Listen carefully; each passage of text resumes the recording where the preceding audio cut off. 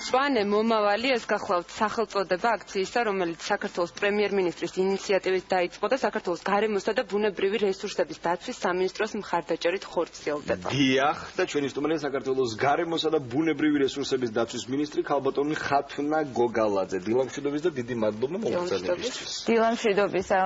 ქალბატონო ხათუნა, უპირველეს ყოვლისა გაგვაცანით აქციის მიზანი, თუ შეიძლება. მიზანს გაგაცნობთ, მაგრამ მანამდე მინდა ვთქვა, რომ მე მგონი პირველი შემთხვევა, როცა გარემოს დაცვის სამინისტროს სახელი და ჩემი სახელი დაგვარი სწორად ითქვა, ორივე ყველათ ერთად კომუნიკებულად, იმიტომ რომ კარგი თუ მოვახერხებთ. ანდახან ხარას გადანაცვლება ხდება ხოლმე. მიზანი ამ აქციის არის ნამდვილად ძალიან მნიშვნელოვანი. პირველ რიგში, რაც არის აქციის სათაური, მწვანე მომავალი, ეს არის რომ ვიზრუნოთ ჩვენს მომავალზე და თან ისეთ მომავალზე, რომელიც იქნება მწვანე, რაც დამერწმუნეთ, რომ ნამდვილად ძალიან მნიშვნელოვანია.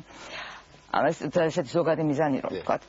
შემდეგ უფრო კონკრეტულ მიზნებზე რომ გადავიდეთ, მისი მიზანი გახლავთ, რომ რაც შეიძლება მეტი ადამიანი ჩაერთოს, მეტმა ადამიანმა მიიღოს მონაწილეობა ამ კეთილშობილურ საქმეში, რაც შეიძლება მეტი ნერგი დაირგას და რაც მთავარია, რაც შეიძლება მეტმა ნერგმა გაიხაროს და მეტი მწვანე ტერიტორიები და გამწვანებული ფართობები მივიღოთ საქართველოში. ანუ ზოგადი მიზანი გახლავთ ასეთი, მაგრამ უნდა ითქვას ისიც, რომ ამ აქციის ფარგლებში ხდება არა მხოლოდ ვთქვათ, ესეთი მუნიციპალიტეტების და ტერიტორიების, ვთქვათ, გზისპირა ნაწილების გამწვანება, არამედ ტყეების აღდგენის პროცესით შევიდა იგივე ამ აქციაში, იმიტომ რომ ერთი არის ძალიან მნიშვნელოვანია მუნიციპალიტეტები, დასახლებული პუნქტები და მეორე არის ტყეების აღდგენის საკითხი, რომელიც ანუ პარალელურად მიმდინარეობს ეს ორი პროცესი. აქედან გამომდინარე და აი ყველაფერი იმის გათვალისწინებით რა ფონიც გვაქვს დღეს საქართველოში, გინდათ ტყეებთან დაკავშირებით, გინდათ მწვანე ნარგავებთან დაკავშირებით, ეს არ არის ძალიან სახარბიელო. მიუხედავად იმისა, რომ საქართველოს ტერიტორიის 40% არის ტყით დაფარული, ეს ძველი მონაცემები მოდის და ძალიან დიდი ხანია არ ჩაგარებულა ამის აღწერა.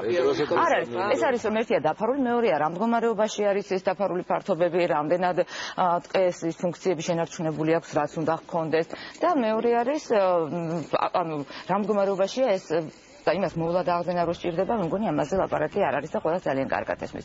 მაგრამ ეს არის ტყის ნაწილი, გამწვანების მხრივაც არ გვაქვს სახარბიელო მდგომარეობა, იგივე ქალაქებში განსაკუთრებით, იმიტომ რომ იგივე სტანდარტები რაც არის, რომ ერთ მოსახლეზე რამდენი მწვანე ტერიტორია უნდა მოდიოდეს, ევროპული სტანდარტი რაც არის და რაც ძალიან მნიშვნელოვანია ადამიანების ესეთი კეთილდღეობისთვის და იმისთვის, რომ ადამიანებმა თავი იგრძნონ, რომ მიკროკლიმატი გარკვეულ დასახლებულ პუნქტებში იყოს კარგი და სუფთა ჰაერი და ასე შემდეგ, ამ ხრივაც არ გვაქვს სახარბიელო მდგომარეობა.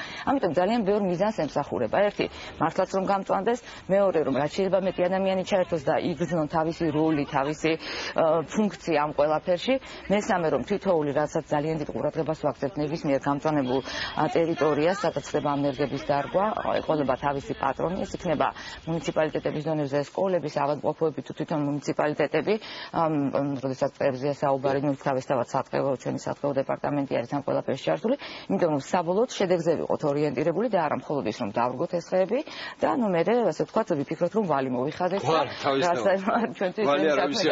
არა, აბსოლუტურად, ამიტომ ძალიან დიდ აქცენტს ვაკეთებთ იმაზე, რომ თითოეულ გამწვანებულ ფართობს ყავდეს შემდეგ მისი მომვლელი პატრონი, იმიტომ რომ ერთია გამწვანება და შემდეგ მოვლა, რომელიც უფრო რთულია და უფრო ხანგრძლივი პროცესია. 3-5 წელი მაინც სჭირდება იმას მოვლის სამუშაოები, ეს იქნება მორწყვა თუ ჩანაცვლება გამხმარი ენერგიების ახალი იმით, იმიტომ რომ გახარებადობა 100%-იანი არასდროს არ არის და შესაბამისად არც ახლა არ იქნება. მაგრამ უნდა მოხდეს მათი, რომელიც არ გაიხაროს, მათი ჩანაცვლება. არა, 87% წარმაღალია. მინისტრებო, ესე იგი მოგვეცეთ უკვე მაგალითი, როგორც აღნიშნეთ, ესე იგი მოსახლეობასაც შეუძლია სურვილი შემთხვევაში ჩაერთოს ხო ამ აქციაში და ამ კამპანიაში. კი, მოსახლეობასაც შეუძლია, თუმცა ამ ეტაპზე ჩვენ დავიწყეთ უფრო მეტად სწორედ მაგრამ მუნიციპალიტეტებში სწორედ მოსახლეობა ერთვება, რა თქმა უნდა, ხა მარტო მერი და გამგებელი არ მიდის და არ გავს იქაც მოსახლეობა ერთვება, მაგრამ თქვათ ფიზიკურ პირებსაც ერთი არის რომ მუნიციპალიტეტებს რიგდებათ და მიეწოდებათ ეს ნერგები და სამინისტროები არიან კიდევ აქტიურად ჩართულები, მაგრამ თვითონ ფიზიკურ პირებსაც აქვთ ამის საშუალება. ჩვენ ყოველ კვირა დღეს სამინისტროდან ვარიგებთ, ასე ვთქვათ, ნერგებს და შეუძლიათ აინტერესებულ საზოგადოებას, მოსახლეობას მოვიდნენ და წაიღონ ჩვენი სამინისტროდან ნერგების რაღაც გარკვეული რაოდენობა. ეს ძირითადად იქ სახეობების ფიზიკურ პირს მოქალაქე შეუძლია რომ გახდეს ამ აქციის მონაწილე. კი, რა თქმა უნდა. და ჩვენთან ძალიან ბევრი საინტერესო ადამიანი იყო ამ ხრივ მოსული, ორი კვირა იყო რაც ეს ორ კვირა დღეს გავაკეთეთ. ადამიანები, რომლებიც მართლაც თავისი ხარჯებით, რესურსებით აკეთებენ ამას თურმე თავის სახლის მიმდებარე ტერიტორიას და ჩემთვის ეს იყო ძალიან სასიამოვნო ახალი ამბავი, რომ თლად ისე არ ყოფილა საქმე, ჩვენ როგონია რომ არ ზრუნავს ხალხი გარემოზე და თლად ასე არ ყოფილა, იმიტომ რომ ნამდვილად და საკმაოდ ბევრი ადამიანი, რომელიც დაინტერესებული ეს თქვენი ეს გავამწვა სტუდენტები, რაც ესეთია აუცილებელია და სტუდენტები კი, რომლებიც გვეუბნებიან აი ბაგებიდან იყო საერთაშორისობრივიდან ახალგაზრდა რომელსაც ხო ჩვენ გვინდა ამ ტერიტორიას. რა თქმა უნდა, ასეთ ჯგუფებს თქვა კიდევ უფრო მეტად დავეხმარებით და მაქსიმალურად დაუდგებით გვერდში. და ეს არ არის კიდევ რას მნიშვნელოვანია, მხოლოდ ერთჯერადი აქცია, რომ ამ გაზაფხულზე გავაკეთებთ და მაგით დამთავრდება. შემოდგომაზეც გაგრძელდება და წელს დაგეგმილება არ უნდა იყოს. ჩვენება არ გჭირდება, მინდა გითხრათ 4-5 წელი კი არა, ეს მუდმივი პროცესიც უნდა იყოს, იმიტომ რომ რაღაცა რაოდენობის მერე ზოგი თვითონ ფუძება. ანუ მუდმივად უნდა ეს ადამიანებს უნდა ვიცოდეთ, რომ ერთჯერადად გაკეთებული არაფერი არ ვგან მithumetes, როდესაც საუბრობთ ცხოვრების წესად უნდა გავიხაროთ. ხალხმა ხათუნა რა ტერიტორიებია გამოყოფილი იმისთვის, რომ რიგით მოქალაქემ შეძლოს თავისი წვლილი შეიტანოს ამ ნამდვილად. ესე იგი, როდესაც ფიზიკური პირები რიგითი მოქალაქეები მოდიან, ისინი თვითონ უკვე ამბობენ, რომ თავის სახლის გარშემო იმათ ჩვენ არ ვუყობთ ტერიტორიას. რაც შეეხება აი ესეთი უფრო ორგანიზებულ გამწვანების კუთხით, როდესაც კეთდება, თქვა იგივე სამინისტროები, როდესაც არიან ჩართულები თუ მუნიციპალიტეტები. მუნიციპალიტეტების შემთხვევაში თვითონ მუნიციპალიტეტები გამოყოფენ, იმიტომ რომ მათ უკეთიციან და ტერიტორიები არის და მათთვის ამ ეტაპზე მნიშვნელოვანი და გასამწვანებელი. გარდა ამისა, გამოყოფილი იყო ტერიტორია მარნეულში, აი ეს ძეგლი კიდევაც დაიზრდებიან, რომ იმის მიმდებარე ტერიტორია 7 ჰექტარია გამოყოფილი მან და მანდიდან დავიწყეთ საერთოდ ეს გამწვანების აქცია. ჭადრებს ხო ართ ეს საერთოდ? არა, ჭადრებს და ჩვენ ალერგია. ჩვენი სანერგიდან ჩვენ სანერგეში გამოყვანილი ენერგების დარგვა ხდება ამ შემთხვევაში და ჩვენ გვაქვს ძირითადად ტყის სახეობები. თუმცა, როდესაც საკმაოდ ბევრი მოთხოვნა მოდის მოსახლეობის მხრიდან, რომ ცოტა სხვა სახეობებიც იქნებ გავრცელდეს, მაგალითად ცაცხვი, რომელიც ჩვენ არ გვაქვს, და ცაცხვი ნამდვილად ძალიან კარგი მცენარეა, როგორც ქალაქის ეკოსისტემისთვის, ასე ვთქვათ, ასევე სხვადასხვა სასარგებლო თვისებები გააჩნია. ჩვენ გვაქვს ძირითადად მუხა, ნეკერჩხალი, იფანი, საპნისხე, ფიჭვი, ნაძვი, ანუ 9 სახეობაა, რომელიც ჩვენი რესურსით რაც გამოდიდათ. მაგრამ ასეთი მოთხოვნა მოსახლეობის მხრიდან სხვადასხვა სახეობებზე გვაფიქრებინებს იმასაც, რომ ჩვენმა სანერგემ უნდა გააფართოოს სამყარო და გააკეთოს გარკვეულწილად დივერსიფიკაცია იმ სახეობებისა და არა მარტო ტყის სახეობების, არამედ ისეთ სახეობების გამოყვანაზეც გადავიდეთ, რომელიც შეიძლება სწორედ ქალაქის გამწვანებისთვის იყოს კარგი. თუმცა 9 სახეობა ნამდვილად პირველი ეტაპისთვის არ არის. ცოტა ქალბატონ ხათუნა, ცნობილია რომ წლების განმავლობაში ყველამ ვიცით რომ იჩეხებოდა ტყე, ნადგურდებოდა მწვანე საფარი და ასე შემდეგ. სამწუხაროდ ეს პროცესი თბილისში ჯერ კიდევ ბოლომდე შეჩერებული არ არის. ისევ შენდება ჩვენი დედაქალაქისთვის სრულიად შეუფერებელი მრავალსართულიანი საცხოვრებლები და სწორედ მრავალწლიანი ხეების გაჩეხვის და განადგურების ხარჯზე. აი ამ შემთხვევაში თუ კეთდება რამე და ამ მიმართულებით თუ არის რამე სიახლე. მე ისევ განვასხვავებდი, ტყეების გაჩეხვა ეს ცალკე პრობლემაა და დასახლებულ პუნქტებში მწვანე ნარგავების და გამწვანებული ტერიტორიების განადგურება ეს ცალკე. ტყეების გაჩეხვის პრობლემებზე რო ვისაუბროთ, ეს ძალიან შორს აგვიყვანს და სავარაუდოდ აგვიყოფა ამაზე სასაუბროთ, რომ რაც შეეხება ქალაქებში ამ მდგომარეობას. დაგეთანხმებით, რომ ნამდვილად არ არის ესეთი კარგი ტენდენცია ამ ხრივ, ძალიან ბევრი მწვანე ტერიტორია განადგურდა და ამაზე არაერთხელ სამოქალაქო სექტორის მხრიდან და თუნდაც იგივე ორგანიზაციების მხრიდან იყო პროტესტი გამოწვეული.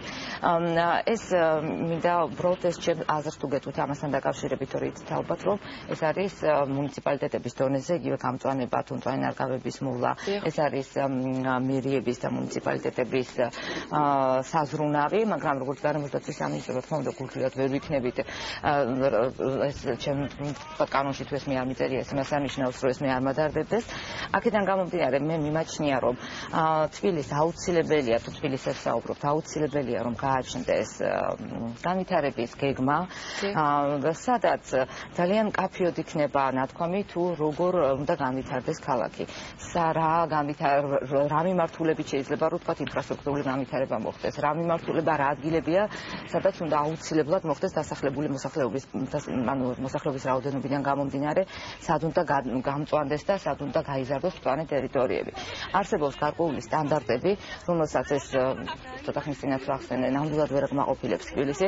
ეს სტანდარტი ერთსულ მოსახლეზე გამწვანებული ტერიტორიის ფართობას გულისხმობს ამბობს, მაგრამ მაგის გარდა კიდევ ბევრი სტანდარტია, რომ მაგალითად რამდენი წუთი უნდა რა ადამიანს უნდა უნდებოდეს რაღაცა პერიოდი 6-8 წუთი ფეხით რომ მივიდეს რაღაც დანიშნების ადგილას კი არა, მწვანე ტერიტორიამდე, პარკის რომ ანუ კონდეს მას იმის საშუალება რომ თქვა უნდა დასვენება და რაღაც სიმწვანეში და შედარებით სუფთა გარემოში დროის გატარება შვილთან თუ ოჯახის წევრებთან ერთად მას ამისთვის არ უნდა ჭირდებოდეს რომ მთელი ქალაქი გადაჭრას და სადღაც მოხდეს გამწვანებულ ტერიტორიაზე და იქ ამოისმთქოს ცოტა. ანუ ეს სტანდარტები არსებობს, ეს სტანდარტები საერთაშორისო სტანდარტებს მაგობს ჩვენთან ეს არ არის ეს სტანდარტი დამკვიდრებული და მე მგონი როდესაც საუბრობ. რამდენად რეალურია ამ სტანდარტის დაკმაყოფილება? იცით რა, ეს ალბათ ძალიან რთული იქნება გამომდინარე იქიდან რომ თბილისში უკვე იმდენი რაღაც აშენდა და როგორც თქვენთანეთ ეს მაღალ სართულიდან შეიძლება დიდი რაოდენობით ხალხი ცხოვრობს, დიდი რაოდენობით ხალხს მეტი მანქანა ყავს, მეტ მანქანას მეტი გამონაბოლქვი აქვს და ასე შემდეგ. ანუ მეტი ტერიტორია ჭირდება და ასე შემდეგ და სხვა მეტი ინფრასტრუქტურა თუნდაც მაღაზიების სახით და ამისად ეს თუმცა მე ვთვლი რომ ეს მაინც შესაძლებელია ხარ რამდენად უბრალოდ იმ სტანდარტებში ჩავეტევით ეს არა, მაგრამ სადაც არის ყოველ შემთხვევაში ჯერჯერობით იმ ადგილებს და მივხედოთ ამ ხრივ განვავითაროთ იმიტომ რომ ეს გამორიცხულია სხვანაირად რომ რაღაც შედეგებს მივახციოთ და იმასაც ვიტყვი რომ გამწვანებას ქალაქებში არ აქვს მხოლოდ მასაც სულ ვამბობდა მინდა რომ გავიმეორო კიდევ ერთხელ არ აქვს მხოლოდ ესთეტიური სიამოვნება აქვს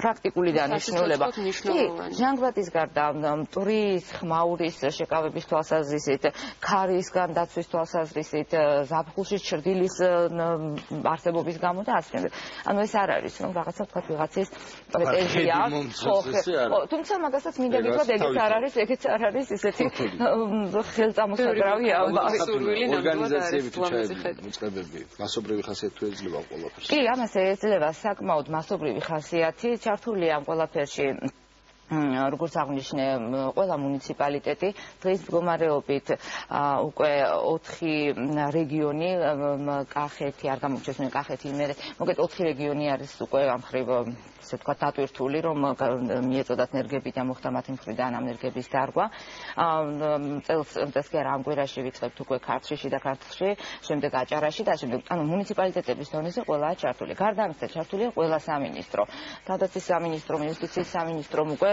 ასე ვთქვათ ამ ხრივ მიიღეს მონაწილეობა ანუ ეს ესეთი გეგმა გრაფიკივით გვაქვს გაკეთებული იმის მიხედვით ვის როდის უფრო მეტად შეუძლია ვისთვის რა დრო არის უფრო მისაღები და მოსახერხებელი და რა თქმა უნდა ტერიტორიები არის მათთვის გამოყოფილი იგივე მცხეთის მიმდებარე ტერიტორიაზე ანუ სხვადასხვა ადგილები გვაქვს ამისთვის გამოყოფილი და ძალიან აქტიურად და რაც მე ყველაზე მეტად მიხარია ეს ამბავი არ ეზარება არავის ანუ მონაწილეა და ეს რაღაცა ის კი არ არის რომ იძულებით იყო ყველანი მიხარია მანე მომავალს კიდევ ერთხელ შევახსენოთ მაყურებელს რომ ეს არის აქცია რომლის სახელწოდებაც არის მწვანე მომავალი და რომელიც საქართველოს პრემიერ-მინისტრის ინიციატივით დაიწყო და ქალბატონ ხათუნა იქნებ უთხრათ მაყურებელს ცხელი ხაზი სადაც შეუძლია შეგეხმიანონ გაიგონ ინფორმაცია სად შემოგერდნენ შემდეგ და როგორ მიიღონ მონაწილეობა ყურადღებით მოუსმინეთ დიდი მადლობა რომ გამახსენეთ ცხელი ხაზის ამბავი ეს არის 153 სადაც შეუძლიათ დარეკონ დღის განმავლობაში ნებისმიერ დროს ადრე რაღაც გარკვეული ტექნიკური ხარვეზი იყო როდესაც ბევრი ზარი შემოდიოდა ვერ ხერხდებოდა დაკავშირება და ეს ყველაფერი გავასწორეთ ასე რომ მოსახლეობას ნამდვილად მიმართა მოგმართონ ჩაერთონ ამ აქციაში დაგვეხმარონ და დაეხმარონ თავის თავს თავის შვილებს და თავის რომაელს ქალბატონ ხათუნა ბზობასთან დაკავშირებით გითხარით ერთი ორი სიტყვა შეიძლება საპატრიარქოსთან ერთად საპატრიარქო ბზობასთან დაკავშირებით ესეც იცით რომ ну ხა ტრადიციულად ჩვენი მოსახლეობა ყოველთვის ამ ბზობას აღნიშნავთ ძალიან დიდი ზეიმით და მაშინ ისარგებლებს შემთხვევით და წინასწარ მიულოცავ მოსახლეობას მოახლოებულ დღესასწაულს. მაგრამ სამწუხაროდ მიიღო ამანაც ცოტა ისეთი არასწორი ფორმა, რომ ხდება ძალიან დიდი რაოდენობით ბზის ტოტების განადგურება და შემდეგ მათი რეალიზება. გამომდინარე იქიდან, რომ ჩვენ გვაქვს მართლაც უნიკალური ბზის ტყეები და ეს ბზის ტყეები ენდემურია ბზა, ეს კოლხური ბზა არის მარტო ჩვენთან გავრცელებული სახეობა და ამ ტყეებისთვის ძალიან დამახასიათებელი. პლუს აქვს ამ ტყეებს დაავადება, რომელიც ძალიან ძნელად სამკურნალოა და ამ დაავადებების წელს პათოლოგიურ კვლევებს ჩავატარებთ და მე იქნებ კი არა, მე მაგის მიხედვით ზუსტად რაც გამოვლინდება რა დაავადებაც იმაზე მოხდება მკურნალობა, მაგრამ ყველაფერი ამის ფონზე რომ უნიკალურია, რომ თანდათან მცირდება მათი არეალი, დაავადებულია, ამის ფონზე კიდევ როდესაც არის ძალიან დიდი ზეწოლა მოსახლეობის მხრიდან ამ ტოტების მოტეხვის და მათი რეალიზაციის კუთხით, ეს ნამდვილად ვნებს ჩვენს ბზას და ჩვენს ამ მნიშვნელოვან წესს.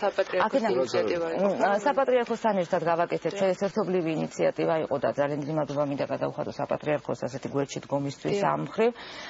ჩვენ მიმართეთ მოსახლეობას, გავაკეთეთ ეს განცხადებაც, მაგრამ ამავე დროს მოსახლეობას შევთავაზეთ და ახლაც მინდა გავიმეორო ის, რომ მოხდება, არ არის აუცილებელი მაინც და მაინც ესეთი დიდი რაოდენობით ბზის ყიდვა, მე სულ არ არის აუცილებელი რომ მაინც და მაინც ტოტი იყიდოს, შესაძლებელია იყიდონ ასევე სანერგეში გამოყვანილი ბზები და ეკლესიის მიმდებარე ტერიტორიებზე იქნება ამის საშუალება. დიდი მადლობა ქალბატონ ხოთნო მობრძანებისთვის, იმისთვის რომ ნამდვილად მნიშვნელოვანი აქცია გაგვაცენთ, რომელშიც ალბათ ნებისმიერი მოქალაქე სიამოვნებით ჩაერთვება და ახლა უკვე დრო არის რომ ქრონიკას დაუწყოთ ეთერი.